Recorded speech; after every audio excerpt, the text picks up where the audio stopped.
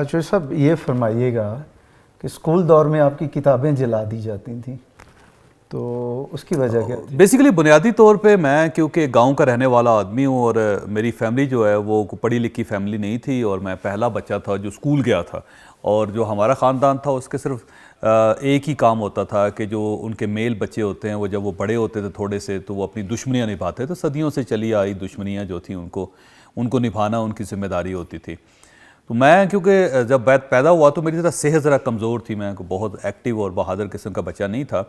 تو میں دوڑ بھاگ نہیں سکتا تھا، تو پھر میں ظاہر ہے میرے والدین نے مجھے گاؤں میں ہی چھوڑ دیا اور میں پھر گلیوں میں پھرتا رہا،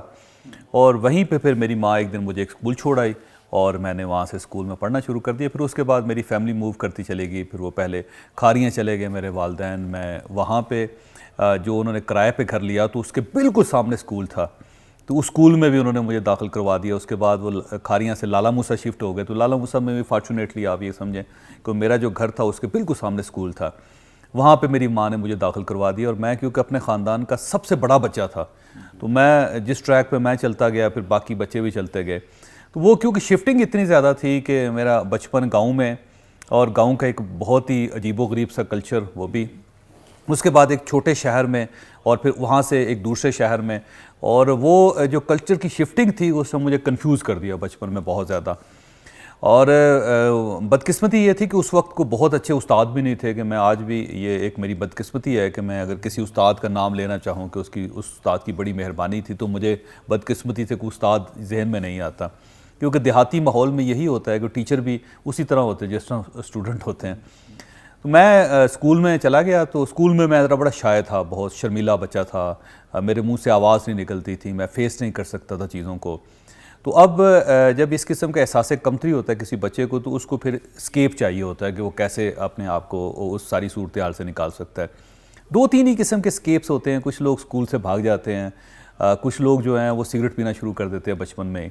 اور کچھ لوگ جو ہوتے ہیں وہ اس کے علاوہ کوئی ایکٹیویٹی تلاش کرتے ہیں۔ تو میں ایک تیسرے درجے کا بچہ تھا جس کے اندر اتنا بہادر نہیں تھا کہ وہ اسکول سے بھاگ سکے، یا اتنا بہادر نہیں تھا کہ میں سگریٹ شروع کر سکتا، یا میں فلمیں دیکھنا شروع کر دیتا، یا بچوں کے ساتھ آوارہ گردی کرتا، اس کے لیے بڑی بہادری چاہیے ہوتی ہے، تو میرے اندر اتنی ہمت بھی نہیں تھی کہ میں وہ کر سکتا۔ تو میرے لیے سب سے بہتر اسکیپ یہی تھا کہ میں کتابوں کی طرف چلا جاؤں، تو میں نے بچوں کی کہانیاں پڑھنی شروع کر دی اور وہ پڑھتا چلا گیا۔ اب میرے والدین اور میرے چچا جو تھے وہ سارے ظاہر ان پڑھ تھے، ان کو یہ اندازہ نہیں تھا، تو کسی نے ان کو بتا دیا کہ یہ چھوٹے سائز کی جو کتاب ہوتی ہے یہ بڑی واہیات قسم کی چیز ہوتی ہے اور اس کا بڑا نقصان ہوتا ہے اور بچوں کے اخلاق خراب ہو جاتے ہیں۔ تو میرے جو بزرگ تھے انہوں نے فیصلہ کیا کہ جو چھوٹی کتاب ہے وہ غلط ہے، اور جو بڑی کتاب ہے A4 سائز کی جو بڑی کتاب ہے وہ اچھی کتاب ہے۔